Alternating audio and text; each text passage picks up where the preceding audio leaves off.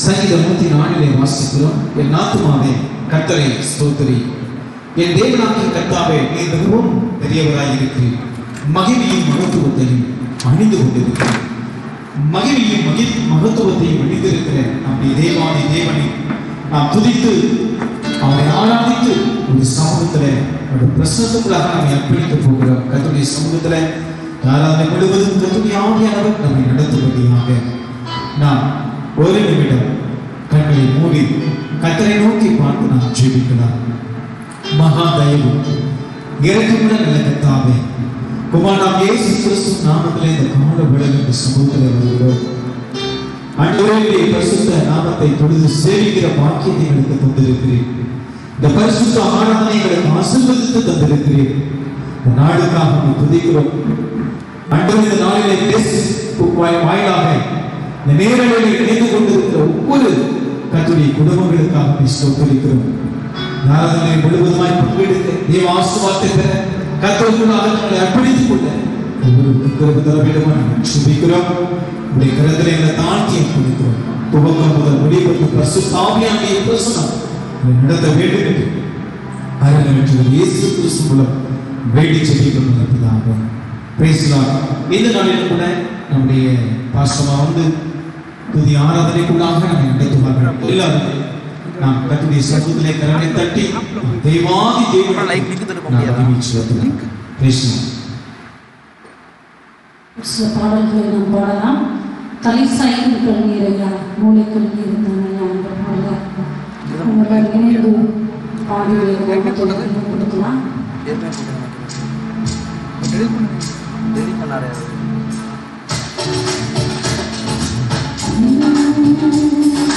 தலை சாய்க்கும் கண்ணீரையா, மூளை கண்ணீரையா, தலை சாய்க்கும் கண்ணீரையா, மூளை கண்ணீரையா, ஏகத்தே இந்த வானத்தின் வாசல் ஏசையா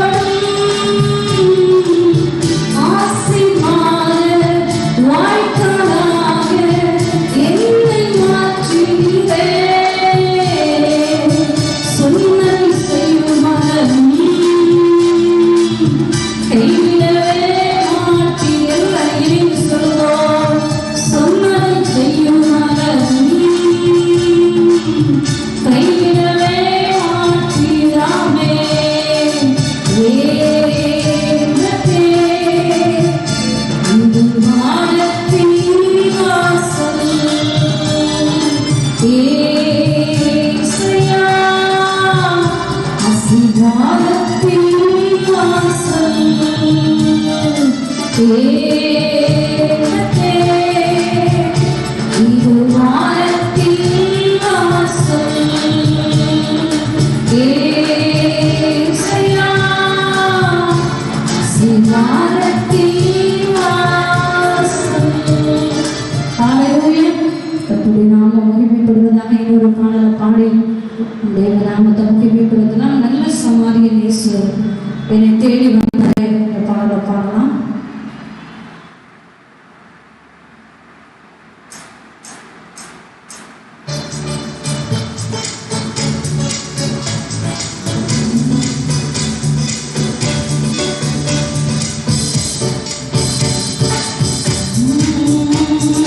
நல்ல சமாரியன் இயேசு என்னை தேடி வந்தாரே, நல்ல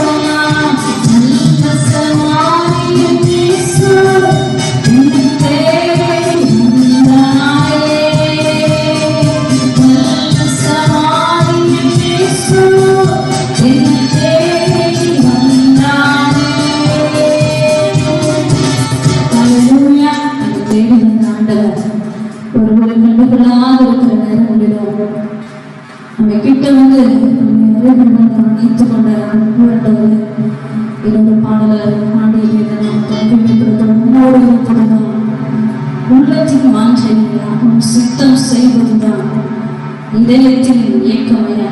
பாடல் பாடும்போது வேதம் சொல்லுகிறது ஆவியோடும் பாடுவேன் கருத்தோடும் பாடுவேன் என்று சொல்லுவது போல எல்லாரும் சமூகத்தில் ஆவியோடும் கருத்தோடும் பாடி தேவநாமத்தை நாம் துணிப்படுத்துவோம்.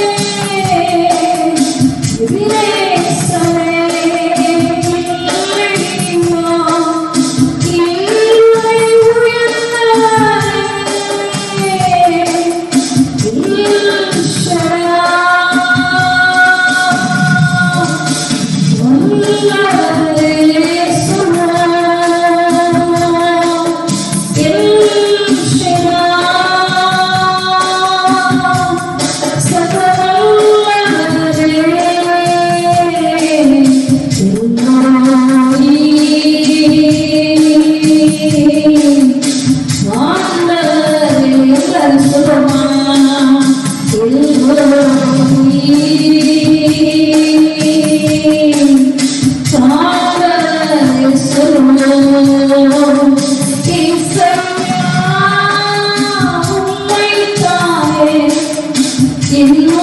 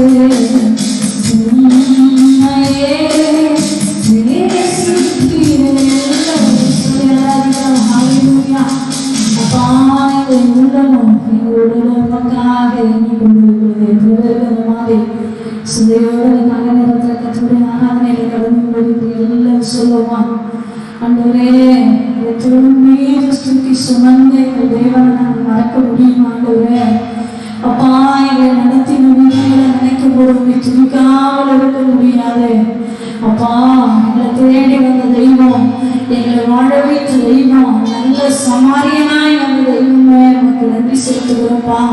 இந்த காலை நேரத்தில் அந்த சமூகத்திலிருந்து ஆராதிக்கிறோம். நீங்களே தொழுகைக்கும் கனத்திற்கும் அதிபதியாய் இருக்கிறீர்களே. உண்மை நினைக்கும் போதெல்லாம் உண்மை துதிக்கிறோம், ஸ்தோத்திரிக்கிறோம். அப்பா, எங்க வாழ்க்கையில் எங்கள் செய்து வந்த எல்லா மகத்துவமான காரியங்களுக்காக உங்களுக்கு நன்றி செலுத்துகிறோம். எங்கள் கைகளை உத்துக்கும், எங்கள் விரல்களை போர்க்கும் பழகுவிக்கிற அந்த தெய்வத்துக்கு நன்றி செலுத்துகிறோம்ப்பா. எங்களை காய் கட்டுகிற அன்றோடையே நல்ல சமாரியனாய் கடந்து வந்தீங்க, நன்றியப்பா. எங்களோட தோல் மீது சுமந்த தகப்பன போல எங்களை சுமந்து வந்த தெய்வத்துக்கு நம்ம நன்றி செலுத்துகிறோம்ப்பா. நம்ம நிமிடத்துக்கு வரும் வரைக்கும் நீங்கள் சோதனை கொண்டு வந்த வழிகளை கண்ணீர்களே நிர்வாகத்தில் எழுதப்பட்டிருக்கிறது.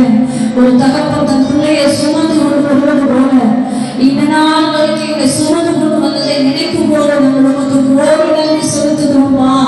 ஹல்லேலூயா. எங்கள் ஜீவனின் பலனானவரே, எங்களால் எங்களுக்கு ஆண்டவரே படைப்பின் காரணமே எனக்கு நன்றி செலுத்துகிறோம்.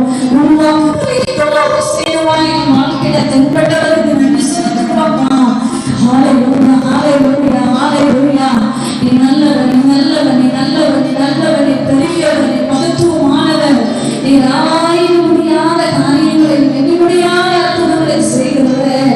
எங்களை விசாரிக்கிற தெய்வமே, எங்களை ஆதரிக்கிற தெய்வமே, எங்களை காப்பாற்றுகிற தெய்வமே, எங்களை நீர்ப்பாய்ச்சுகிற தெய்வமே, எங்கள் நீதியின் விளைச்சலை வர்த்திக்க பண்ணுகிறவர். அன்றவரே, எங்களை துதிக்கிற பெருக செய்கிற தெய்வம். ஹல்லேலூயா.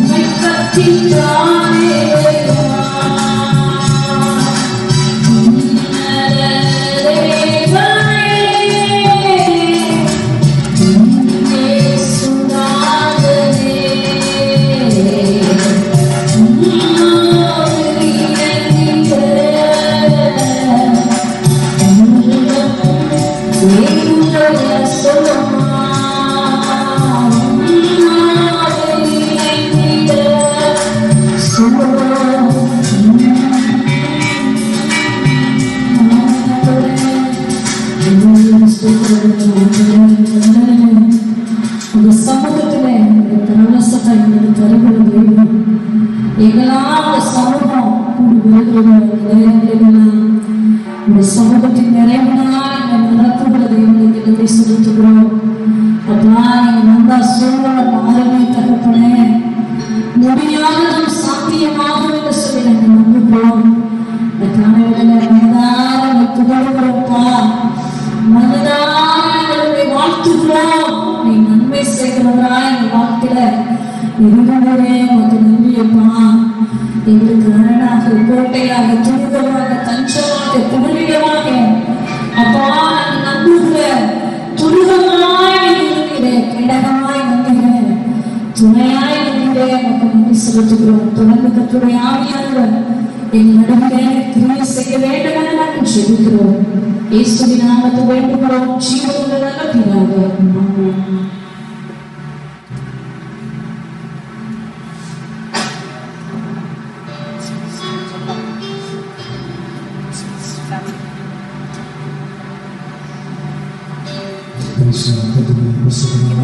ஆமென். இதனாலும் கூட கதாதி கத்தனை நாம் புதித்து ஆராதிப்பதற்கு தேவன் உதவி செய்திருக்கிறார். கர்த்தருடைய சமூகத்திலே ஒரு சில ஜெபக்குறிப்புகளுக்காக ஜெபிக்க வேண்டியது திருச்சபையினுடைய கடமை. கர்த்தருடைய சமூகத்திலே அருள்ராஜ் அவருடைய ஃபேமிலிக்காக ஜெபிக்கின்ற அவருடைய தாயார், அவருடைய துணைவியார் இருவருக்குமே பயிர்களோடு இருக்கிறார்கள். அந்த பரிமாற்ற சுகத்தையும் படத்தை தரும்படியாக நான் ஒரு நிமிடம் ஜெபிக்க போகிறோம். அடுத்தபடியாக கடந்த நாட்களிலே சகோதரி அவர்கள் கருத்துக்குள் அமைத்திருக்கிறார்கள். அவருடைய குடும்பத்தினுடைய ஆறுதலுக்காக கருத்தோடு அவர்கள் நடத்தபடியாகவும் நாம் ஜெபிக்கும்பதை கடமை. ஆகையினால் அவர்களுக்காக ஜெபிப்போம். சகோதரி சூசனா அவர்களுக்காக நாம் ஜெபிப்போம். இந்த கண் நடைபெற்று சொல்லி மற்றவர்கள் சொல்லியிருக்கிறார்கள்.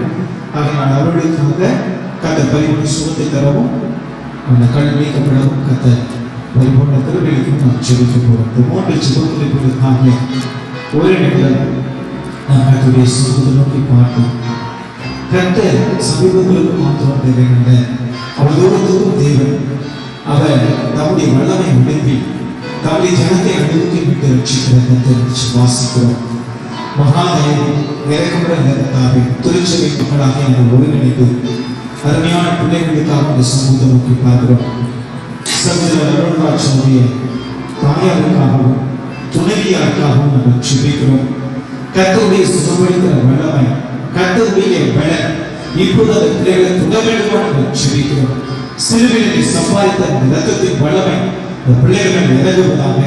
எல்லா பலவீனங்களும் எல்லா சுகவீனங்களும் இயேசு கிறிஸ்துவின் நாமத்தில் இப்போதே இந்த பிள்ளைகளை நீங்கி போவாங்க. கர்த்தருடைய வல்லமை இப்போது இந்த பிள்ளைகளை கொண்டு சுகப்படுத்துவதற்காக எல்லா பிள்ளைகளும் விளைவிட்டு ஆவிக்குரிய மண்டலத்தில் பிள்ளைகளுக்கு விரோதமாக எல்லா விதமான போராட்டங்கள் இயேசு கிறிஸ்துவின் நாமத்தில் இப்போது நீங்குவதா வல்லமை கர்த்தர் வெளிப்படுத்துவதற்காக சொல்கிறோம். நான் பிள்ளைகள் சாட்சிகளை நிறுத்தப்படுத்த செய்வீராக. நீர் அப்படி செய்வதற்காக நன்றி. ஸ்தோத்திரம் அடுத்தபடியாக கத்தருடன் மருத்துவமனை அவர்கள் சென்றிருக்கிற 2 மருமகன் இந்த பிள்ளைகளை கற்று சகல விருத்தினும் இந்த தாய் தகப்பனே இன்னைக்கு இல்லை. ஆனால் கத்தரை தாய் தகப்பனா இருந்த பிள்ளைகளுக்கு ஆறுதலை தேவன் சொல்லி நாம் சொல்லிக்கலாம். மகாதேவன் இருக்கிற சகலாதலின் தேவனாக இருக்கிறது.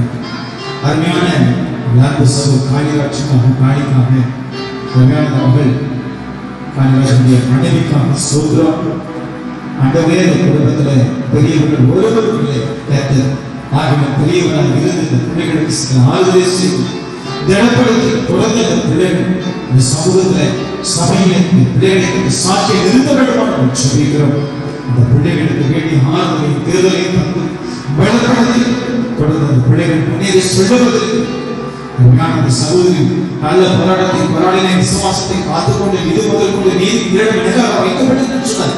இந்த வாக்கை நிறைவேற்றி நிறைவு செய்து போல சாட்சியை காத்துக்கொண்டது போல அந்த பிள்ளைகளின் சாட்சியை காத்துக்கொள்வதற்காக எழுந்து பிரகாசிக்க திறமை அளிக்க வேண்டும். ஆசீர்வாதம் இயேசு நாமத்தில் ஜெபிக்கிறோம். அடுத்தபடியாக சகோதரி சுசனாவுக்காக நாம் ஜெபிக்கிறோம். ஒரு பரிபூர்ணமான விடுதலை இந்த கல்யாண செய்வதற்கு சுதந்திரப்படியாக நாம் ஜெபிக்கிறோம். மகா தயவு இறக்குகள் இருந்தாங்க இளம் வயதிலிருந்து ஆண்டவரே பின்பற்ற மத்திய வயதில் இந்த வாழ்க்கையை அறிந்திருக்கு சொன்னாங்க. இதுவரைக்கும் அற்புதமான காரியங்களை நிறைவேற்றுவதற்கு இப்பொழுது யார் மக்களுக்கான செவிக்கிறோம். இயேசு கிறிஸ்துவின் நாமத்தில் முன்னெடுப்பு நீங்குவதோ கொஞ்சம் பரிபூர்ண விடுதலை கனவுடைய பெரிய மாஸ்டர் படிக்கிறோம். ஒப்பு கொடுக்கிறோம். தொடர்ந்து 3 குடும்பங்களில் பலப்படுத்த அந்த 3 குடும்பம் மாத்திரமல்ல ஓசனா எழுதுகிற திருச்சபை மக்களையும் சதிவை திருச்சபை மக்களையும் கத்தாவை ஒப்பு கொடுக்கிறோம். சுகமயமாய் பலவீனமாய் யாராயும் எதிர்பார்க்கிறார். இப்பொழுது ஒரு பரிபூர்ண வல்லமை சுகத்தை தர வேண்டுமான சொல்லிக்கிறோம். வல்லமை தர தொடர வேண்டுமான சொல்லிக்கிறோம். லாக்டவுன் நேரத்தில் பிள்ளைங்க வேலை இழந்து பொருளாதாரத்தில் விழுந்த நடுவே மிகுந்த கஷ்டத்தில் ஒவ்வொரு பிள்ளைகளை நினைத்தோம். பிள்ளைகளுக்கு உதவி செய்கிறார். காப்பத்தை நடிகை ஆசீர்வதிக்கிறார். கண்மணி பெரினாள் திருப்தியாக உச்சிதமான கொடுமையை தருகிறது. நிறைய விளைவுகள் விசுவாசம் சுமை வாசித்து கத்துக்கிறதுக்காக சொல்றோம். இந்திய தேசத்துக்காக சமூகத்தில் வருகிறோம். தேசத்துக்கு இருக்கிற யுத்தத்தை நீக்கி விடுகிறாங்க. தேசத்துக்கு இருக்கிற ஆண்டவரே எல்லா மரண பயத்தை நீக்கி விடுகிறாங்க. காரணம் நீக்கி பேசுவோம். கொரோனா போன்ற வைரஸ் தேசத்திற்கு பிரச்சனை அதிகாரி மக்கள் ஒவ்வொருவரையும் ஞானத்தை கொடுத்து மருத்துவ செவிலியர்கள் உள்ள பணியாளர்கள் ஒவ்வொருவரையும் பாதுகாத்து எங்கள் தேசம் ஆசீர்வதிக்கப்படும். இந்திய தேசம் ஆசீர்வதிக்கப்பட வேண்டும். பொருளாதாரத்தில் ஆசீர்வதிக்கப்பட வேண்டும். சமாதானத்தினால் ஆசீர்வதிக்கப்பட வேண்டும். ஏழை சிந்த வருமானத்தினால் ஆசீர்வதிக்கப்பட வேண்டும். எங்கள் தேசம் ஆண்டவரை எதிரிகளுக்கு ஆண்டவரை விலையை பாதுகாக்கப்பட வேண்டும். நாளைக்கு உடனே விளனை தைரியத்தை கொடுக்கிறார். நல்ல விளனை கொடுக்கிறார். தேசத்தை நண்பர்கள் உயர்த்தி சொல்வதற்கு தேசத்தை ஆண்டவர் உலகத்தில் சிறந்த ஒரு தேசமாய் உயர்த்துவதற்கு அதே ஆளுமை செய்கிற ஒவ்வொரு மக்களுக்கும் தேவன் தைரியத்தை உடனே நாளைக்கு தர வேண்டும். தொடர்ந்து மாற்றினை தியானிக்கும் அர்ப்பணிக்கிறோம். அழிவு மீட்டு ரசிக்கிற வசனத்தை அனுப்புகிற கர்த்தரை நாம் வாசிக்கிறோம். நேரடியில் பேஸ்புக்கில் யூடியூப்ல ஆண்டவரே ஆராதனை பங்கெடுக்கிற ஒவ்வொரு பிள்ளைகளும் தேவ சமாதான சந்தோஷம் வெளிப்படும், தன்னுடைய ஆசீர்வாதம் வெளிப்படும். அப்படி செய்யறது இயேசு கிறிஸ்துவின் ஜெபம். ஆமென். ஹல்லேலூயா. ஸ்தோத்திரம். கர்த்தருடைய பரிசுத்த நாமம் மகிமைப்படுவதாக. இந்த நாளிலும் கூட நாம் கர்த்தருடைய வார்த்தையை நாம் தியானிக்கும்படி கர்த்தருடைய சமூகத்தில் நாம் ஆயப்படுத்திக் கொள்ளலாம். இந்த ஃபேஸ்புக் நேரலையிலும் யூடியூப்ல விளைவுபடுகிற இந்த நிகழ்ச்சியில் கலந்து கொண்ட குடும்பங்களையும் வாழ்த்துகளும் ஆசீர்வதிக்க தொடர்ந்து நீங்கள் தேவ சமூகத்தில் ஆசீர்வாதம் பெற்று வருகிறீர்கள். தொடர்ந்து உங்களுக்காக நாங்கள் செபிக்கிறோம். நீங்களும் எங்களுக்காக செபித்துக் கொள்ளும்படி அன்போடு கூட கேட்கிறோம். இந்த நேரடியை இருப்பதற்காக தன்னுடைய பிள்ளைகள் வந்து கீபோர்டு வாசிப்பதற்கும் இந்த பிஎஸ்எஸ்ஐ கலந்து கொள்வதற்கு மற்றபடி ஃபேஸ்புக் நேரலை ஒரு வீடியோ கவரேஜ் பண்ணியிருக்கிறாங்க. தன்னுடைய பிள்ளைகள் வந்து உற்சாகமாக காரியங்களை முன்னென்று நடத்தி தருகிறார்கள். அவர்களுக்காகவும் எங்களுக்காகவும் செபித்துக் கொள்ளுங்கள். உங்களுக்காக நாங்கள் செபிக்கிற கர்த்தர் உங்களை ஆசீர்வதிப்பாராக. கர்த்தருடைய சமூகத்தில் தேவனுடைய ஆசீர்வாதத்தை பெறுவது எப்படி என்கிறதான தலைப்பிலே நாம் இந்த தேவனுடைய சமூகத்திலே நாம் சொல்லி தியானித்திருக்கிறோம்.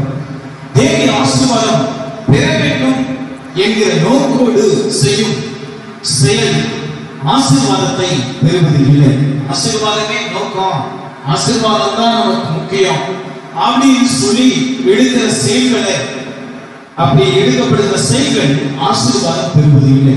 நோக்கம் ஆசீர்வாதமாய் இராதபடிக்கு நோக்கம் தேவனுடைய பிரசன்னத்தை நோக்கி அங்கே இருக்க வேண்டும். அப்படிப்பட்ட நினைவுகள், அப்படிப்பட்ட செயல்கள், அப்படிப்பட்ட நல்ல குணங்கள் தான் கர்த்தருடைய சமூகத்தில் இருந்து வருகிற ஆசீர்வாதத்தினால் நிரப்பப்பட முடியும். கர்த்தருடைய சமூகத்தில் அது ஜெபமா இருந்தாலும் சரி, அது வேதம் வாசிக்கிறதா இருந்தாலும் சரி, ஒருவேளை ஊழியம் செய்கிறதா இருந்தாலும் சரி, நம்முடைய நோக்கம் கர்த்தருடைய பிரசன்னத்தை நோக்கி இருக்க வேண்டும், கர்த்தரை நோக்கி இருக்க வேண்டும். நம்முடைய காரியங்களுடைய செயல்முறைகள் தேவனையே மையப்படுத்தி இருக்க வேண்டும். இந்த உலகத்தின் ஆசீர்வாதத்தையோ உலகத்தின் நன்மைகளையோ அற்புதங்களையோ நம்முடைய எண்ணங்கள் நோக்கி இராதபடிக்கு, அதை மையப்படுத்தி இராதபடிக்கு, இவைகளெல்லாம் நிறைவேற்றி தருகிற தேவனையே நம்முடைய எண்ணங்கள் மையப்படுத்தி இருக்க வேண்டும். ஆகினாலே நண்பர்களுடைய ஆசீர்வாதங்களுக்காக அல்ல, நம்மை உண்டாக்கின தேவனுடைய அந்த பரிபூர்ண சித்தத்தை நாம் உணர்ந்து அந்த சித்தத்தை நிறைவேற்றக்கூடிய மக்களாக அவரை நேசித்து அவரை நோக்கி பார்க்கிற அந்த விசேஷ நினைவாற்றும் குணாதிசயங்களை நாம் பெற்றிருக்க வேண்டும்.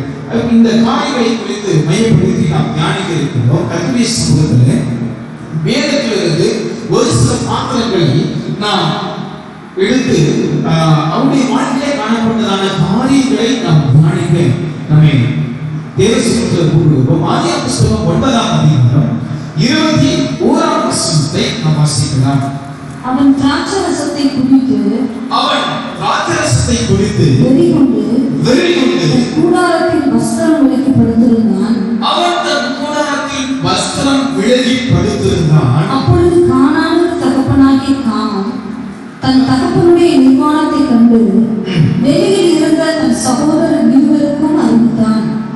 அப்பொழுது சேமும் யாப்பேத்தும் ஒரு வஸ்திரத்தை எடுத்து தங்கள் இருவருடைய தோள் மேலும் போட்டுக்கொண்டு பின்னிட்டு வந்து தங்கள் தகப்பனுடைய நிர்வாணத்தை மூடினார்கள். தேவனுடைய வாக்கியத்தை நாம் வாசிக்கும் பொழுது எப்படி ஆச்சரியமாக இருக்கிறது. தேவனுடைய ஆசீர்வாதம் எப்படி நமக்கு கடந்து வருகிறது, அது நல்ல குணத்தினாலே அது நம்மிடத்திலே கடந்து வருகிறது. தேவனுடைய ஆசீர்வாதங்கள் என்பதை குறித்து பார்க்கும் பொழுது இந்த நோவாவுடைய இந்த சம்பவத்தை நாம் வாசிக்கும் பொழுது காம் என்பவனும் நோவாவுடைய பிள்ளைதான், சேம் யாப்பேத் என்பவர்களும் நோவாவுடைய பிள்ளைகள் தான். ஆனால் அதுக்கு பின்பாக வருகிற அந்த வசனங்களை நாம் வாசிக்கும் பொழுது காம் சபிக்கப்பட்டு போனான் என்றும் யாப்பேத்து தேவனாய் ஆசீர்வாதத்தை அவர்கள் பெற்றார்கள் என்று சொல்லி நாம் பார்க்கிறோம். அப்போ இங்கே சபிக்கப்பட்டதுக்கும் அவனுடைய குணம் தான் காரணம். அல்லேலூயா. ஆமா, நீங்க யாப்பேத்து என்பவர்கள் தேவ ஆசீர்வாதத்தை பெற்றுக் கொள்வதற்கு காரணம் குணம். கீழே உள்ள வசனத்தை வாசிக்கும் பொழுது நோவா வெறி தெரிந்து விழித்த போது தன் இளைய குமாரன் தனக்கு செய்ததை அறிந்து கானான் சபிக்கப்பட்டவன் தன் சகோதரனுக்கு அடிமைகளுக்கு அடிமையாய் இருப்பான் என்றான். சேமுடைய தேவனாகிய கர்த்தருக்கு ஸ்தோத்திரம் உண்டாவதாக. கானான் அவனுக்கு அடிமையாய் இருக்கிறான். யாப்பேத்தை தேவன் விருத்தியாக்குவார். அவன் சேமுடைய கூடாரங்களில் குடியிருப்பான். கானான் அவனுக்கு அடிமையாய் இருப்பான் என்றார். நீங்க பார்க்கும் பொழுது ஆசீர்வதிக்கப்பட்டவனாயிருப்பான். யாப்பேத்துடைய காரியங்களை பார்க்கும்போது கர்த்தர் விருத்தியாக்குவார் என்று சொல்லி அங்கே சொல்லுகிறதை பார்க்கிறோம். அது மாத்திரமில்லாமல் காமை குறித்து பார்க்கும் பொழுது அவன் அடிமைகளுக்கும் அடிமைகளாய் இருப்பான் என்கிற அந்த சாத்தை குறித்து பார்த்தா அடிமைகளுக்கு அடிமைனா அது இவ்வளவு உயரமான ஒரு காரியம் ஆசீர்வாதம் பெறவில்லை என்பதை நாம் பார்க்கிறோம்.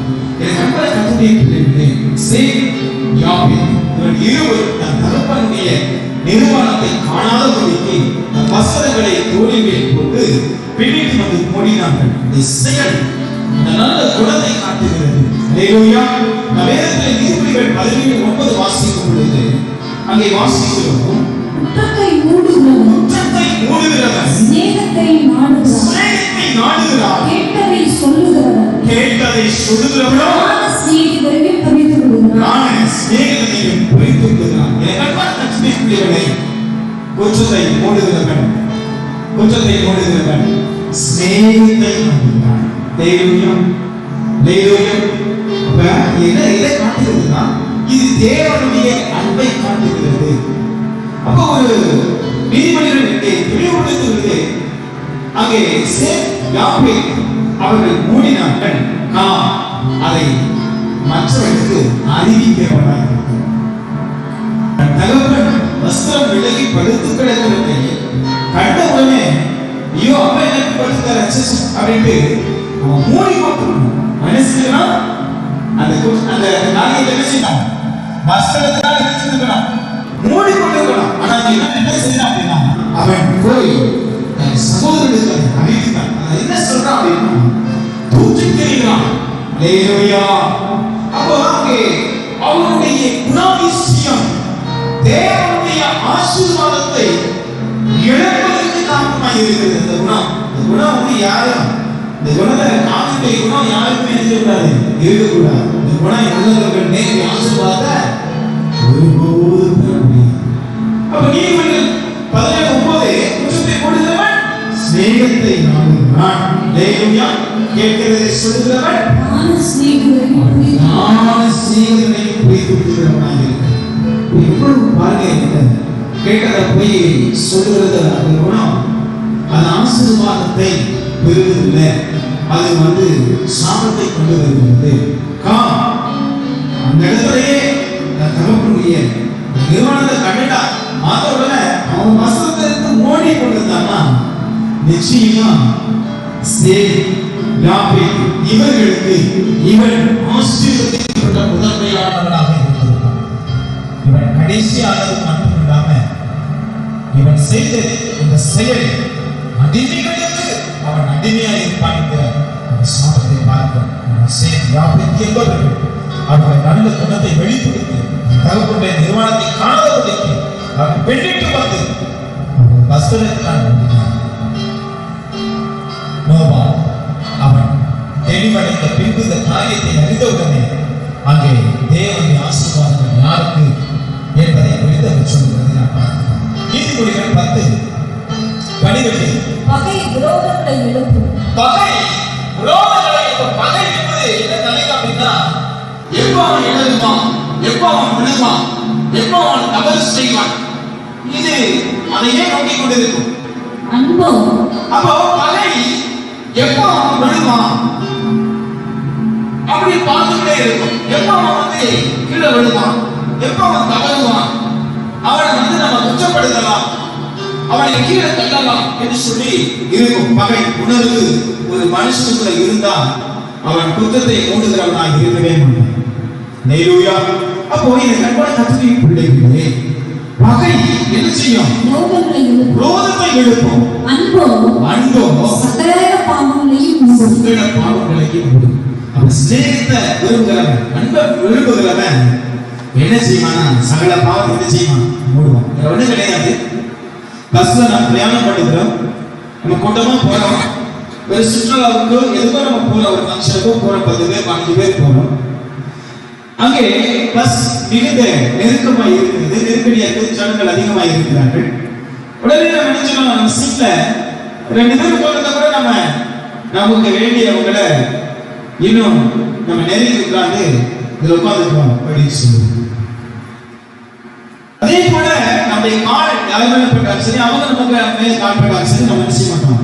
கோபப்பட மாட்டோம். இது நாம் ஒரு வேலையாக நாம் மாத்திரம் போகும் பொழுது நம்ம சீட்ல இடம் கிடைச்சிருக்குன்னா நம்ம நெருங்கி உட்கார்ந்து ஒரு பலவீனமானவங்க யாராவது வந்தாலும் உட்கார்ந்து சொல்றதே கிடையாது. அதே போல பாத்தீங்கன்னா காலில் யாராவது விதிச்சாங்கன்னா நம்ம எல்லா மிருகத்தையும் என்னென்ன மிருகம்லாம் இருக்கா அந்த மிருகத்தெல்லாம் சொல்லி அவங்க என்ன செய்வோம்? திட்டுகிற. ஏன் அப்படின்னா அன்பு என்னென்ன இல்லை, அன்பு இல்லை, அதை மூட மாட்டேங்குது. ஹல்லேலூயா. ஆனா நாம் சிநேகிக்கிறவர்கள் எவ்வளவு தவறு செய்தாலும் நினைச்சுவோம், அதை நினைச்சுவோம் மேற்கூச்சி காட்டி அது சும்மா அப்படிதான் ஏதாவது சும்மா ஏதோ காட்டி பேசிட்டாங்க, விளையாடி சொல்லிட்டாங்க அப்படின்னு மேற்கூச்சி கொண்டு போவோம். அவள் எவ்வளவு தவறு செய்தாலும் தன் பிள்ளை இல்லவே இல்லைன்னு சொல்லிதான் தாயின் தகப்பன் சொல்லுவாங்க. ஏன்? அந்த அன்பு. அதைத்தான் கர்த்தர் சொல்லுகிறார். அன்போ சகல பாவங்களை எரிச்சிக்கலாம் மூடும். அப்போ அந்த நோவா வஸ்திரம் விலகி படுத்து கிடக்கிறான். அது அந்த காரியத்தை அவன் மூட முடியல. ஏன்னா அவனுக்குள்ள என்ன அன்பு இல்லை, அது மற்றவர்களுக்கு அறிவிக்கப்படாமல் இருந்தான் என்று சொல்லி நான் பார்க்கிறோம். அது கீழே நான் வாசிக்கும் பொழுது 1 யோவான் 1:7 நான் வாசிக்கும் பொழுது அவர் ஒளியில் இருக்கிறது போல நாம் ஒளியிலே நடந்தோம், ஒருவரோடு ஒருவர் ஐக்கியப்பட்டிருப்போம். எந்த சூழ்நிலையிலையும் நம்ம தேவ பிரசன்னத்துல இருந்தோம்னா ஒருபோதும் நம்ம விட மாட்டோம், விட்டு கொடுக்க மாட்டோம். அவனை மாம்சத்துல நான் அவனை மீட்கணும், அவனை அழிக்கணும், அவனை முடிக்கணும் அப்படின்னு சொல்லி நான் நினைக்கும் பொழுது என்ன இருக்காது? அன்பு இருக்காது. ஹல்லேலூயா. ஐக்கியம் இருக்காது. நாம் ஒருவரோடு ஒருவர் ஐக்கியப்பட்டிருப்போமானால் என்ன செய்யப்படும்? வாசிங்க. சகல பாவமும் என்ன செய்யும்? அவருடைய குமாரனாகிய இயேசு கிறிஸ்துவின் ரத்தம், அவருடைய குமாரனாகிய இயேசு கிறிஸ்துவின் ரத்தம் சகல பாவங்களையும் நீக்கி சுத்திகரிக்கும். அப்போ நீ நானும் அந்த ஐக்கியத்துல நாம் ஒரு மனமா இருந்தோம்னா, ஐக்கியப்பட்டிருந்தோம்னா, அந்த அன்பிலே நான் நினைத்திருப்போமானால் அங்கே ஆண்டவர் என்ன செய்யறார்? நான் மன்னிக்கிறேன்னு சொல்றார். ஹல்லேலூயா. எவ்வளவு குற்றமா இருந்தாலும் நீ ஐக்கியப்பட்டு இருக்கும் பொழுது, நீ சிநேகிக்கும் பொழுது, அவருடைய குமாரனாகிய இயேசு கிறிஸ்துவின் ரத்தம் சகல பாவங்களையும் நீக்கி என்ன செய்து அது மன்னிக்கிறது, ரட்சிக்கிறது என்று சொல்லி நாம் அங்கே பார்க்கிறோம். 2 தீமோத்தேயு புத்தகம் 3ஆம் அதிகாரம் 3ஆவது வசனத்தை வாசிக்கலாம். சுபாவ அன்பில்லாதவர்களாயும் அன்பு இல்லாதவர்களாயும் இணங்காதவர்களாயும் இணங்கவே மாட்டாங்க. எனக்குன்றதான் பார்க்க முடியாது. சுபாவ அன்பு இல்லாதவர்களாயும் இணக்கமில்லாதவர்களாயும் அவதூறு செய்கிறவர்களாயும் இச்சை அடக்கம் இல்லாதவர்களாயும் கொடுமை உள்ளவர்களாயும் நல்லோரை பகைக்கிறவர்களாயும் துரோகிகளாயும் துணிகரம் உள்ளவர்களாயும் இருமாப்புள்ளவர்களாயும் தேவ பிரியராய் இராமல் தேவ பக்தியின் வேஷத்தை தரித்து அதன் பலனை மறுதலிக்கிறவர்களாய் இருப்பார்கள். இப்படிப்பட்டவர்களை விட்டு விடுறது. அந்த மூன்று மட்டும் தான் நம்ம விசேஷம். சுபாவ அன்பு இல்லாதவர்களாயும் இணங்காதவர்களாயும் அவதூறு செய்கிறவர்களாயும் இச்சை அடக்கம் இல்லாதவர்களாயும் நல்லோரை பயிர்களாயும் இருப்பாங்க. அல்லேலூயா. சோ கர்த்தருடைய சமூகத்துல அப்ப இந்த சுபாவ அன்பு ஒரு மனுஷனுக்குள்ள இல்லைன்னா இவ்வளவு காரியத்தை என்ன செய்வாங்க செய்கிறவங்க. அப்ப சுபாவ அன்பு இருக்கணும். இயற்கையா உள்ள அன்பு அதை பார்த்தீங்கன்னா அப்படியே மனசுல இது சுபாவ அன்பே கிடையாது, நடிப்பு. அல்லேலூயா. எதுக்கு வரும்போது நல்லபடியா பேசுவாங்க, ஆனா போனதுக்கு அப்புறம் நான் போனா பாரு அப்படின்னு சொல்லுவாங்க. இது என்ன சுபாவ அன்பு அவர்களுக்குள்ள இல்லை. அவர்கள் அவதூறு பண்ணுகிறவர்களாய் இருப்பார்கள் என்று சொல்லி அப்படி நான் பார்க்கிறேன். அப்போ ஒரு மனிதனுக்குள்ள சுபாவ அன்பு இருந்தால் மாத்திரமே தேவனுடைய ஆசீர்வாதத்தை ஒரு மனிதன் பெற்றுக்கொள்ள முடியும். எனக்கு அன்பான கர்த்தருடைய பிள்ளைகளே, நாம் சுபாவ அன்பு உள்ளவர்களாய் நாம் இருக்க வேண்டும். இதெல்லாம் நான் எங்க கற்றுக்கொள்ள முடியும்? இயேசு கிறிஸ்துவிடம் தான் கற்றுக்கொள்ள முடியும் என்பதை நாம் பார்க்கிறோம். யோவான் புத்தகம் 3:15 வாசிப்போம். யோவான் தன்னை விசுவாசிக்கிறவன் எவனோ அவன் கெட்டுப் போகாமல் நித்திய ஜீவனை அடையும்படிக்கு உயர்த்தப்பட வேண்டும். தேவன் தம்முடைய ஒரே குமாரனை விசுவாசிக்கிறவன் எவனோ அவன் கெட்டுப் போகாமல் நித்திய ஜீவனை அடையும்படிக்கு அவரை தந்துள்ளி இவ்வளவாய் உலகத்தில் அன்பு கொண்டார். அன்பு சகல பாவங்களை மூடும். தம்முடைய ஒரே பிரான குமாரனை உலகத்திற்கு தந்து அவர் இந்த உலகத்தை எப்படி நேசித்தார்கிறத அந்த அன்பை கிறிஸ்துவிடத்திலே அவர் வெளிப்படுத்தினார் என்று சொல்லி நாம் பார்க்கிறோம்.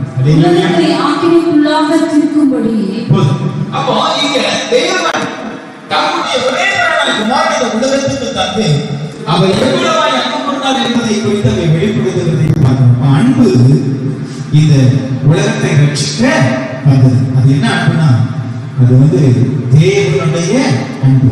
அந்த அன்பு என்னன்னா எதிர்பார்ப்பு இல்லாத சுயநலம் இல்லாத ஒரு அன்பு.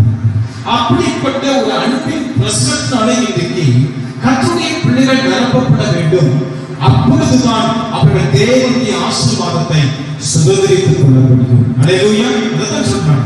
ஆசீர்வாதங்களுக்காக நாம் குணத்தை மாற்றுவதை விட நம்முடைய குணமே அவராக மாறும் பொழுது நாம் தேவனுடைய ஆசீர்வாதத்தை நாம் பெற்றுக்கொள்வதாய் இருக்க முடியும். அப்போ இங்க கிறிஸ்து 1 தீமோத்தேயு புத்தகம் 1:10 வாசிக்கும் பொழுது பாவிகளை ரட்சிக்கவே ரட்சிக்க வந்தார். வாசிங்க 1 தீமோத்தேயு புத்தகம் 1:15 வசனம். பாவிகளை ரட்சிக்க கிறிஸ்து இயேசு உலகத்தில் வந்தார் என்கிற வார்த்தை உண்மையும் அங்கு தேவனுடைய குணத்தை வெளிப்படுத்தி குற்றத்தை மூடுகிறார்கள். அவர்கள் ஆசீர்வாதத்தை அங்கு பெறுகிறார்கள் என்பதை குறித்து நாம் பார்க்கிறோம். கண்படக்கூடிய கிறிஸ்து இயேசு பாவிகளை ரட்சிக்கத்தான் நீதிமான்களை என்ன பாவிகளையே ரட்சிக்க வந்தே என்று சொல்லி கர்த்தர்கள் சொல்லுவதை பார்க்கிறோம். இந்த 2 பேர் ஜெபம் பண்றாங்க தேவாலயத்தில். ஒரு பரிசேயன் ஒரு மனிதன் பரிசேயன் ஜெபம் பண்றான். நான் கடுகள தசமாகும் வாரத்துல இதனாலும் வாசிக்கிறேன், தசமாகம் கொடுக்கிறேன், காணிக்கை கொடுக்கிறேன். ஆண்டவரே அதோ தூரத்துல வந்து ஜெபம் பண்ணிக்கிறேன், அவனை போட நான் இல்லை. அல்லேலூயா. இந்த பாவி ஜெபம் பண்றான். தான் நேரெடுத்து பார்க்க முடியாமல் பாவி அங்கே எங்கே கிருபை இருக்கும் ஆண்டவரே என்று சொல்லி நாம் ஜெபிக்கிறதை பார்க்கிறோம். கர்த்தர் சொல்லுகிறார், அவன் அல்ல இவனே தேவனிடத்தில் இரக்கம் பெற்றான், ரட்சிப்பை பெற்றான் என்று சொல்லி கர்த்தர் சொல்லுவதை பார்க்கிறோம். அப்போ நல்ல குணம், நல்ல குணாதிசயம் அது குற்றத்தை மூடுகிறது. நல்ல குணாதிசயம் சகல பாவங்களை மூடுகிறது. நல்ல குணாதிசயம் எந்த நிலையிலும் வைக்கப்பட்டிருக்கிறது. எந்த நிலையிலும் அந்த சுபாவ அன்பிலே நிலைத்திருக்கக்கூடியதாக இருக்கிறது. இயேசு கிறிஸ்துவை போல. அல்லேலூயா. அவர் தேவனுக்கு சமமாய் இருப்பதை கொண்டு குறைகளை பொருளாக இல்லாமல் அடிமை கொடுத்து தன்னை விரும்பி அன்பின் குணத்தை உடையவர்களாக நாம் இருக்கும் பொழுது தேவனுடைய ஆசீர்வாதத்தை நாம் பெற்றுக்கொள்ள முடியும். இரண்டாவது விட்டு கொடுக்கிறது. ஒரு மனிதனுடைய குணத்தில் அது இருக்கிறது. விட்டு கொடுக்கிறது ஒரு மனிதனுடைய குணத்தில் இருக்கு. ஆணைக்குட்ட திருச்சபையில சகோதரர் ஜீவத்துறை அவர் ஃபேமிலியா அங்க இருக்கிற காலங்களில் சமைக்க வந்தாங்க. அவங்க வந்த அந்த ஆண்டிலே நாங்கள் கிறிஸ்துமஸ் விளையாட்டு போட்டி நாங்கள் நடந்தோம். அப்படி அந்த விளையாட்டு போட்டியில ஓட்ட பந்தயம் வைத்திருந்தோம். அதுல 5 வாலிபர்கள் ஓட்ட பந்தயத்துக்கு அவங்க ஏஜ் படி பண்ணியிருந்தோம். அவர்கள் ஓடினார்கள். ஓடின உடனே சகோதரர் ஜீவத்துறை அவருடைய மகன் ரேமன் முதலாவதாக வந்துட்டார். அவர் முதல்ல வந்த உடனே நாங்கள் தூரத்தில் நானும் உங்க சகோதரன் பேசிட்டு இருக்கும்போது மூச்சு இறக்கி ஓடி வந்து அப்பா நான் ஃபர்ஸ்ட் வந்துட்டேன் அப்படின்னு சொல்லி அவங்க அப்பாவுக்கு சந்தோஷமா சகோதரர் சொல்லும் பொழுது ரேமன் சொல்லும் போது அப்பா கேட்டாரு, ரெண்டாவது யாருன்னா? ரெண்டாவது ராஜேஸ்வரன், நீங்க முன்னாடி வந்து அவனை முன்னுக்கு வர வைக்கணும் அப்படின்னு சொல்லி சொல்லும் பொழுது அப்ப அந்த தகப்பனுடைய குணம் எப்படி உயர்ந்த நிலையில இருக்குது அதை பிள்ளைக்கு சொல்லிக் கொடுக்கிறதை நாம் பார்க்கிறோம். இல்லையா?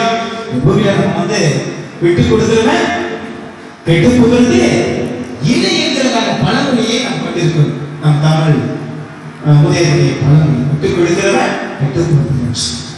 அப்போ ஒரு மனிதன் தன்னுடைய வாழ்க்கையை விட்டு கொடுக்கிற குணாதிசயத்தை உடையவனாய் இருக்க வேண்டும். அன்பான கல்வி பிள்ளைகள் ஊழியமாக சரி, குடும்பமாக சரி, அது வேலை ஸ்தலமாக இருந்தாலும் சரி, இந்த சமூகத்திலே எந்த சூழ்நிலையிலும் ஒரு மனிதன் தன்னை விட்டு கொடுக்கிற அந்த மன குணம், இந்த மனப்பான்மை, அந்த நல்ல குணம் அவனுக்குள்ள வெளிப்படும் பொழுது தேவனுடைய ஆசீர்வாதத்தை பெற முடியும்.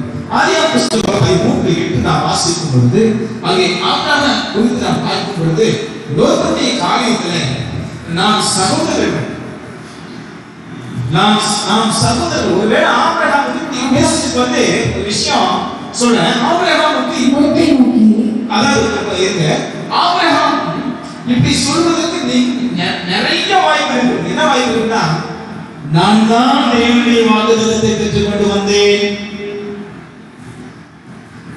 என் மூலமா நீ இங்க வந்த, ஆமா என் மூலமா தான் நீ ஆசீர்வதிக்க சொல்றதுக்கு ஆபிரகாம் 100% இருக்குது, தகுதி இருக்கிறது. ஏன்னா வேதத்தின் பகுதியில் ஒவ்வொரு பகுதியும் நம்ம ஆபிரகாம் குறித்து வாசிக்கும் பொழுது ஆபிரகாம் தான் தேவனுக்கு மையப்பொருள். அவனை சார்ந்தவர்கள் அது பின்னாடி வரவங்க தான், லோகம் தான். ஆனால் ஒருபோதும் அவன் அப்படி சொல்லவே ஆபிரகாம் லோகத்தை நோக்கி எனக்கும் உனக்கும் என்னை பொறுக்கும் உன்னை பொறுக்கும் என்னை பொறுக்கும் வாக்குவாதம் வேண்டாம். நான் சகோதரர். ஒரே வார்த்தை சொல்றான் பாருங்க, அன்பை அங்கே பிரகடனப்படுத்துகிறார். நான் சகோதரர்கள். இந்த தேசம் எல்லாம் உனக்கு முன்பதாக இருக்கிறது. இந்த தேசம் எல்லாம் உனக்கு முன்னாடி இருக்குது. நீ என்னை விட்டு பிரிந்து போகலாம். நீ என்னை விட்டு பிரிந்து போகலாம். நீ இடதுபுறம் போனால் நான் வலதுபுறம் போவேன். நீ இடதுபுறம் போனால் நான் வலதுபுறம் போவேன். நீ வலதுபுறம் போனால் நான் இடதுபுறம் போவேன். என்ன மாதிரி விட்டு விடுறாங்க. இது தேவனுடைய ஆசீர்வாதத்தை கொண்டு வருகிற விசேஷமான ஒரு குணாதிசயம். விட்டுக் கொடுக்கிறது. எப்படிங்க ஊழியத்துல நான் கற்றுக்கொண்டது அது 20 பேர் கொண்ட ஒரு கிராம சுவிசேஷ குழுவிலே நான் இருந்தேன். 5 வருடங்கள் அந்த குழுவில் இருக்கும்பொழுது தெய்வ சமூகத்தில் நான் கற்றுக்கொண்டது 20 பேர் கொண்ட குழுவில் நான் எங்கேயுமே வந்து மயக்க பிடிச்சு பேசணும் அப்படின்னு ஆசைப்பட்டது போட்டி போட்டது கிடையாது. நாளை இருந்து அங்கே வாய்ப்பு உள்ளவர்கள் அவங்க முன்னிலையிலிருந்து சுவிசேஷத்தை பிரகடனப்படுத்தும் பொழுது அவங்கதான் ஜெபிக்கணும். ஏன்னா கர்த்தர் இடத்துல எனக்கு பேச வாய்ப்பு கொடுக்கலன்னா ஒருபோதும் நான் பேச முடியாது. நான் இருந்திருக்கேன். அப்போ தேவன் ஒரு மனிதனை ஆசீர்வதிக்க அவர் சித்தம் கொண்டா அதை யாரால நினைச்ச முடியாது, தடுக்கவே முடியும். தடுக்கவே முடியாது. அப்போ ஆபிரகாம் தன்னுடைய வாழ்க்கையில் நல்ல குணாதிசயத்தை தன் பிள்ளையாகிய ஈசாக்கு கற்றுக் கொடுத்தார். 26 ஈசாக்கு அந்த தேசத்தில் விதை விதைத்தார். ஈசாக்கு இந்த தேசத்திலே விதைத்த பொழுது கர்த்தர் அவனை ஆசீர்வதித்ததினால் கர்த்தர் அவனை ஆசீர்வதித்ததினால் அந்த வருஷத்தில் 100 மடங்கு அந்த பலன் வருஷத்தில் 100 மடங்கு பலனை அவன் ஐஸ்வர்யவானாகி பெரியவனானான். ஏன்னா ஆபிரகாம் தன்னுடைய நல்ல குணாதிசயத்தை தன் பிள்ளைக்கு கற்றுக் கொடுத்தார். பெரியவர்களுக்கு என்ன படுத்தணும்பா? மூப்பர்களை பார்த்தா நீ கனப்படுத்தணும், ஊழியர்களை பார்த்தா நீ கனப்படுத்தணும், அதிகாரிகளை பார்த்தா யாருக்கு நீ கனத்தை செய்யணும், அவனுக்கு கனத்தை செலுத்தணும். கற்றுக் கொடுக்கிறான் தன் பிள்ளைகளுக்கு. பெரியவர்கள் நல்லா எழுத நிற்கணும். அவங்ககிட்ட நம்ம தகுதியுள்ள வார்த்தைகளை பார்த்து தான் பேசணும். அவர்களுக்கு எதிர்த்து பேசுவதோ எதிர்த்து இருப்பதோ எது மாதிரியான சிந்தனையை வெளிப்படுத்துவதோ கூடாது. அவன் சூப்பராக சொல்லிக் கொடுக்கிறான். அவன் தன் பிள்ளைக்கு ஈசாக்கு தெளிவாக சொல்லிக் கொடுக்கிற நல்ல குணாதிசயத்தை அவன் கற்றுக் கொடுக்கிறதை இங்கே பார்க்கிறோம். அவனுக்கு ஆட்டு மந்தையும் மாட்டு மந்தையும் அநேக பணிவிடைக்காரர்கள் உண்டபடியினாலே பணிவிடைக்காரர்கள் என்று மாற்றமல்லாமல் பெலிஸ்தியர் அவன் மேல் பொறாமை கொண்டு அவன் தகப்பனுடைய பக்கத்தில் கொடுத்து போறான். என்ன நடக்குது? அவனுடைய வேலைக்காரர் வெட்டின துறவுகளை எல்லாம் தூத்து மண்ணினால் நிரப்பி போட்டார்கள். அங்க என்ன நடக்குதுன்னா கஷ்டப்பட்டு ஒரு துறவை போட்டுக்கிறான், கிணறு போட்டுக்கிறான், நீரூற்றை காண்கிறான். அந்த துறவை பக்கத்தில் இருக்கிறவங்க போறாங்க வெட்டு அந்த துறவை மூடி போட்டாங்க. அப்ப அவங்க அவங்க அவங்களோட என்ன செய்யலாம், சண்டை போட்டுல விட்டுட்டு அந்த என்ன செய்யலாம், அடுத்த துறவை அபிமெலேக்கு ஈசாக்கை நோக்கி, நீ எங்களை விட்டு போய்விடு, எங்களை பார்க்கிலும் மிகவும் பலத்தவனா நான் என்றான். அப்பொழுது ஈசாக்கு அவனை விட்டு புறப்பட்டு கேராரை பள்ளத்தாக்கிலே கூடாரம் போட்டு அங்கே குடியிருந்து தன் தகப்பனாகிய ஆபிரகாம் நாட்களில் வெட்டினவைகளும் ஆபிரகாம் மரித்த பின் பெலிஸ்தியர் தூத்து போட்டவைகளுமான துறவுகளை மறுபடியும் தோண்டி தன் தகப்பன் அவைகளுக்கு இட்டிருந்த பெயர்களின்படியே அவைகளுக்கு விட்டார். ஈசாக்குடைய வேலைக்காரர்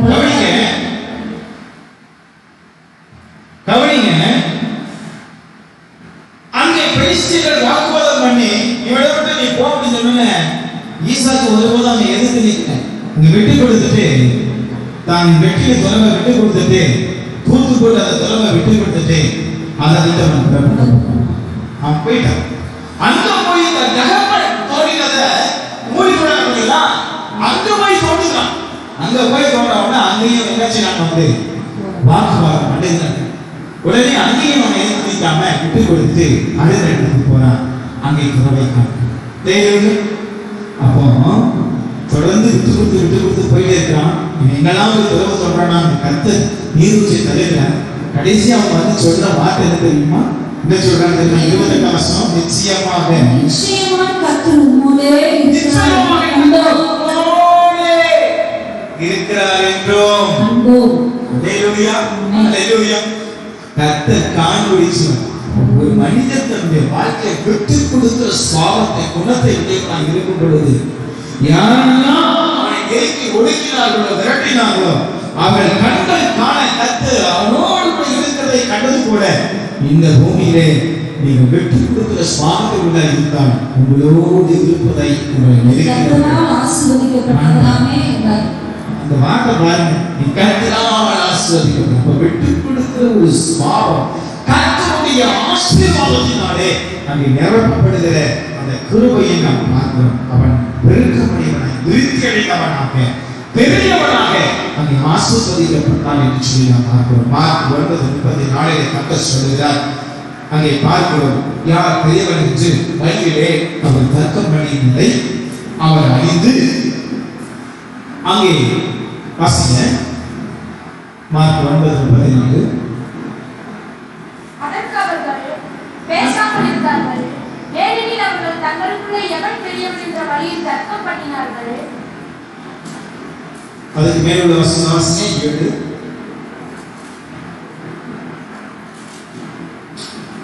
அதுக்கு மேலுள்ள வசனம் 7 தெரியாதா? அப்பொழுது ஒரு மேகம் அவர்கள் மேல் நிழலிட்டது.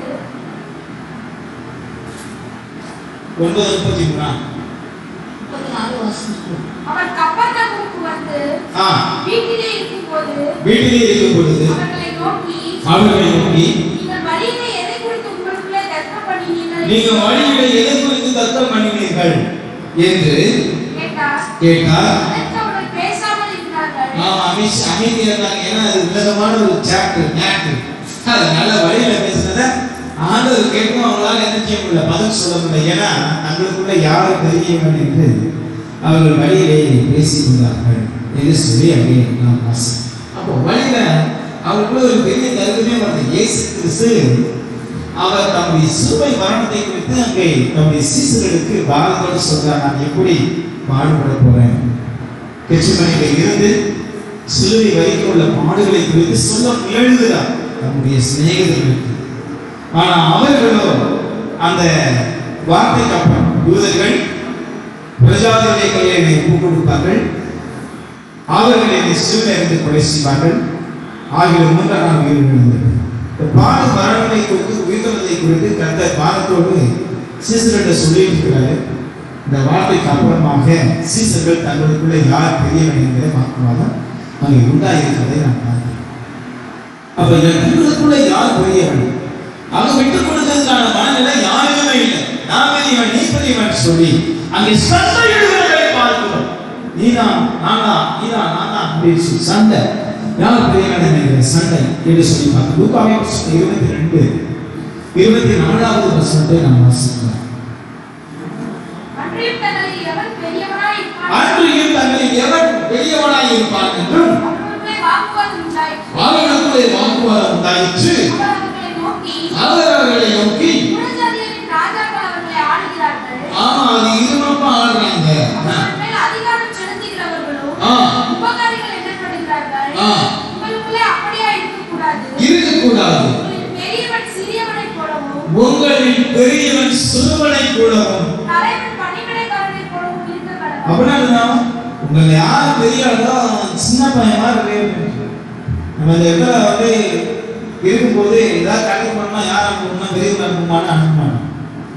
இருக்கிறதே யாரும் சின்ன பிள்ளைங்க அனுப்பணும் அவளை அனுப்பிச்சிருக்கணும், அனுப்பி கொடுப்போம். அவங்கள தான் வேலை ஏறுவோம். ஒரு வேலைக்காரன் போல நம்ம அதில் பார்ப்போம். ஃபிட்டாக இருக்காங்கன்னா அவங்கள தான் நம்ம சொல்லுவோம். கடைக்கு போகிறோம், கீழே போய் அங்கே தான் சச்ச கூட்டு காலையில் தண்ணி ஏன்னா அவன் இருக்கிறதுலே சின்ன வயசு சொல்றோம். அன்னைக்கு கட்ட சொல்றார், எவன் உங்களில் பெரியவனோ அவன் சிறியவனாய் இருக்க கடவன்.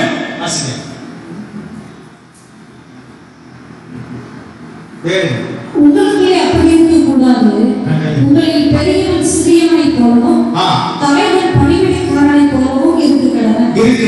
தந்தி இருக்கிறவன் எவனோ பணிவிடை செய்கிறவன் எவனோ எவன் பெரியவன் பந்தி இருக்கிறவன் அல்லவா.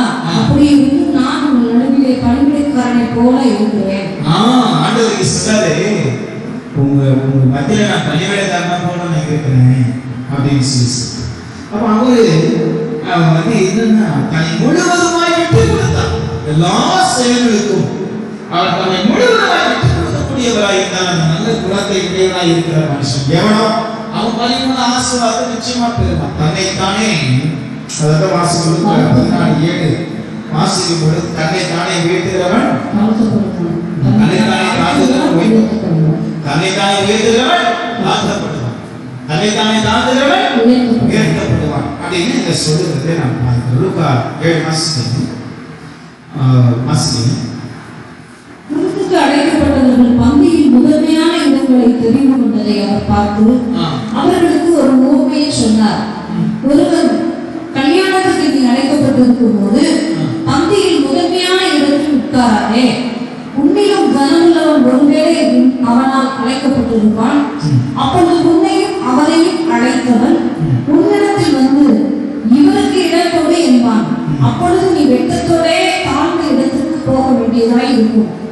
அப்போ தன்னைத்தானே உயர்த்துகிற ஒரு மனுஷன் ஆசீர்வாதம் பெறுவது இல்லை. ஆசீர்வாதம் பெறுவதா இருக்கும். ஒரு ஓய்வுக்கு முன்னாடி போய் மேன்மையான ஒரு மேலே உட்கார்ந்து இருப்பாரு. அது கொஞ்ச நேரத்துக்கு தான் அது நீடிக்கும். தன்னைத்தானே உயர்த்துகிற ஒரு குணத்தை உடலுடைய வளர்ச்சி என்பது அது பொறுகிறது. ஒரு நேரம் வரும் பொழுது அது கீழே இறங்கிவிடும். ஆனால் அவர் மண் தன்னை தாழ்த்துகிறவனாய் இருக்கிறவனை கர்த்தர் அவர் உயர்த்துகிறவனாய் இருக்கிறார். ஏன்னா அவர் எளியவனை குப்பையிலிருந்து சிறியவனை விடுத்து பிரபுக்களோடு இருக்கிறார். அமர பண்ணுகிற தெய்வம். அப்ப அவர் உனக்கு மேன்மையை கொடுக்க உன்னுடைய குணம் தன்னை தாழ்த்துகிற குணம், விட்டு கொடுக்கிற ஒரு குணம் நமக்கு இருக்கணும். விட்டு கொடுக்கணும். வந்து நம்மை காக்கிற மக்களை மதிப்பா எண்ணணும், மேன்மை எண்ணணும், விட்டு கொடுக்கணும். லூக்காவின் புத்தகம் 22:27 பார்க்கும் பொழுது அதை வாசிக்கிறோம். பந்தியில் இருக்கிறவனோ பணிகளை செய்கிறவனோ எவன் பெரியவன்? பந்தியில் இருக்கிறவன் அல்லவா? அப்படி இருந்தும் நான் உங்கள் நடுவே பணிவிடைக்காரனை போல இருக்கிறேன். இயேசு நம்மை தெளிவாய் சொல்கிறார், நான் உங்கள் மத்தியில் பணிவிடைக்காரனை போல இருக்கிறேன். அதனால்தான் அந்த மேல் வீட்டிலே 40 தினத்திலே அவருக்கு ஒவ்வொருடைய கால்களை கழுவ தொடங்கும் பொழுது பார்க்கும்போது அதை பேரு சொல்றா, இந்தவே கடலில் கழுவலாம் நான் கழுவுனாதான் உனக்கு பார்த்துருக்கேன், அலையும் நான் கழுவுனாதான் உனக்கு பார்த்துருக்கேன். அப்படி எனக்கு முழுக்க இல்லை, ஒரு முறை கால்களை மாற்றம் கழுவினான் போது. அப்ப ஆண்டவரும் போதவருமாகிய நானே உங்கள் கால்களை கழுவுவது உண்டானால் நீங்கள் ஒருவர் காலை தன்னை காலை முழுவதுமாய் விட்டு கொடுக்கிற ஒரு சுவாமியுடைய மனுஷனை கர்த்தர் ஆசீர்வதிக்கிறார். ஆபிரகாமுக்கும் ஈசாக்குக்கும் தேவன் ஆசீர்வாதங்களை கொடுத்ததற்கு காரணம் தன்னை முழுவதுமாக விட்டு கொடுக்கிற நாளே தேவனுடைய பரிபூர்ணமான ஆசீர்வாதத்தை சுதந்திரித்து இன்றைக்கு வரைக்கும் அவருடைய சந்ததிகளுக்கு ஒரு சாட்சியம் இருப்பதை நாம் பார்க்கிறோம். கற்பான கர்த்தருடைய பிள்ளைகளை தேவனுடைய சமூகத்தை கர்த்தருடைய வாக்கை தியானத்தில் உட்கார்ந்திருக்கிற அனுபவத்தில் இணைந்திருக்கிற கர்த்தருடைய பிள்ளைகளை வாழ்க்கையிலே உங்களுடைய குணாதிசயம் எப்படிப்பட்டதாக இருக்கிறது என்பதை நாம் பார்க்கும் பொழுது அங்கே லாபத்தை போல உங்களுடைய குணாதிசயங்கள் இருக்கும் பொழுது தேவனுடைய ஆசீர்வாதத்தை பெற்றுக் கொள்கிறோம். இங்கே நாம் பார்ப்பது ஆபிரகாம் ஈசாக் என்பவர்கள் தங்களை முழுவதுமாக விட்டுக் கொடுப்பவர்களாய் இருந்தார்கள். அவன் ஆசீர்வாதத்தை மையப்படுத்தாமல் ஆசீர்வதிக்கிறவர்களை மையப்படுத்தி அவர்கள் கடந்து போனார்கள். தேவனுடைய ஆசீர்வாதத்தை பெற்றுக் கொண்டார்கள். அன்பான கருத்துக்கள் இந்த வேளையிலே இந்த தியான வேளையிலே கர்த்தருடைய சித்தத்தை முழுவதுமாய் படித்துக் கொண்டு ஆண்டவரே உங்களுடைய பரிபூர்ண குணத்தினாலே நிரப்புவீராக. ஆண்டவரே கிறிஸ்து இயேசுவின் சிந்தையை ஒவ்வொருவரையும் வழங்குவது என்று சொல்லி கர்த்தருடைய சமூகத்தில் நம்ம முழுவதுமாய் அர்ப்பணித்து எல்லாரும் சொல்லிக்கிறேன். கர்த்தருடைய சமூகத்தில் எல்லாம் வழங்கப் புரியும். ஹல்லேலூயா ஹல்லேலூயா ஹல்லேலூயா ஹல்லேலூயா. உன்னையே வேறு தூவிட்டார் ஊழியம் செய்திடலாம், சுயத்தை சாவடித்தார் சுகமாய் வாழ்த்தினார். விட்டு கொடுக்கப்படுது. நான் எங்கதல்ல ஆண்டவரே, எல்லாம் நீங்கள் பார்த்து சொல்லி அவருடைய கரத்தில் மனிதன் தன்னை முழுவதுமாய் விட்டு கொடுக்கப்படுது. தேவனுடைய அன்பினாலே பூரணப்பட்ட ஒரு மனிதனாய் யாபேத்தை போல நம்முடைய வாழ்க்கையை அர்ப்பணித்துக் கொள்வது. ஆபிரகாம் ஈசாக்கு தங்களை முழுவதுமாக அவன் விட்டுக் கொடுக்கிற சுவாமியனாக இருந்தது போல இந்த குணத்தை உள்ளாய் மாறும் பொழுது ஹல்லேலூயா ஹல்லேலூயா விட்டுக் கொடுக்கணும். உச்சத்தை மூடுகிறவன் சிங்கத்தை மூடுகிறான், தோற்றத்தை இருக்கிறவன் விரோதத்தை கிறிஸ்து இயேசு பாவிகளை ரட்சித்தார். நாம் அவருடைய குணத்தை இருந்தால் நாம் உலகத்தை எழுதி பிரகாசிக்கும். அவருக்கு சாட்சியம் இருக்கு, நமக்கு சாட்சியாக அவருக்கு சாட்சியம் இருக்கு. விசேஷித்த குணத்தை உண்டாய் நாம் மாறுபடி சுவாபான் கொள்வர்களாய் மாறுபடி நாம் கிறிஸ்துவின் சிலுவையின் அடியிலே நாம் ஒப்புக்கொள்கிறோம். அவரோடு சிலுவையை அடையப்பட்ட நீ யார்? அவரை எங்கே விளைந்திருக்கிறார்? அவர் சொன்னது போல நாம்பில் பூரணப்பட்ட ஒரு வாழ்க்கை வாழ்வதற்கு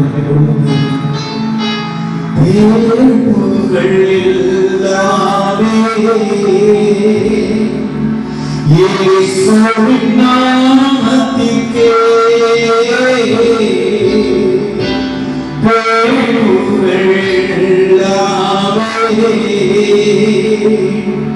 இயேசுவின் நாமத்திற்கே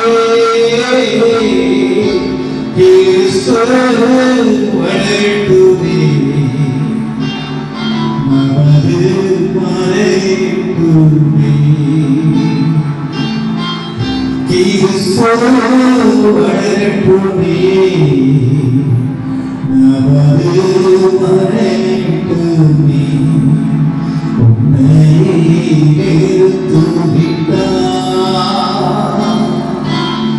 ஊழியம் செய்திடனா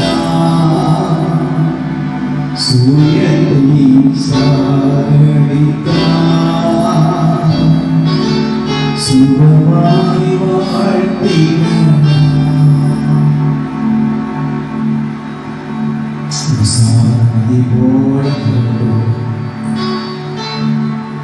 சமாதானத்தை யாரும் கெடுக்க முடியாது, ஆசீர்வாதத்தை யாரும் தடுக்க முடியாது.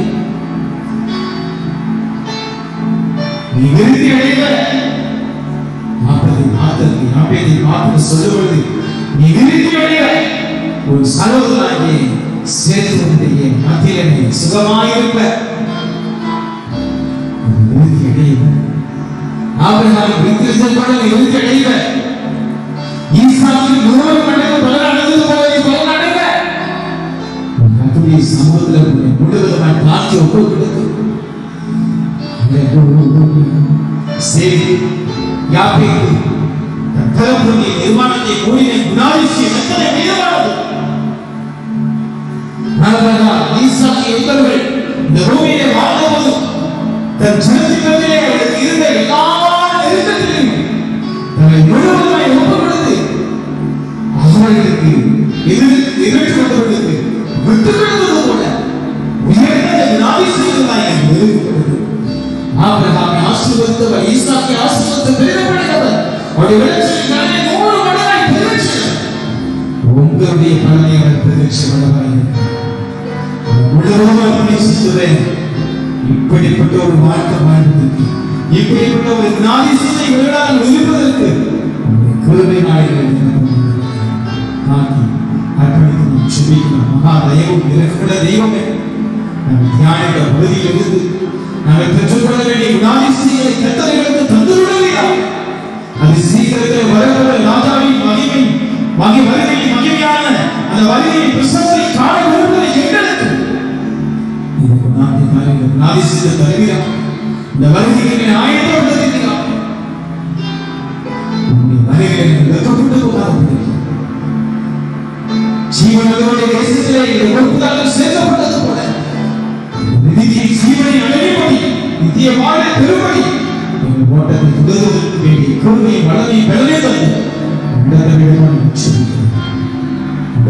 நேரடியில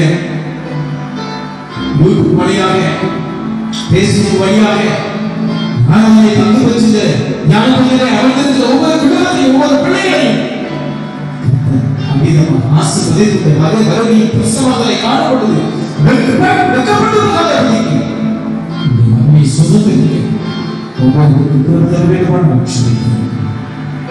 சொந்தத்திற்கு மிக சீக்கிரத்தில் பள்ளி திறக்கப்படணும், வாகன போக்குவரத்து உண்டாகணும், ஆலயங்களை திறக்கப்பட வேண்டும்.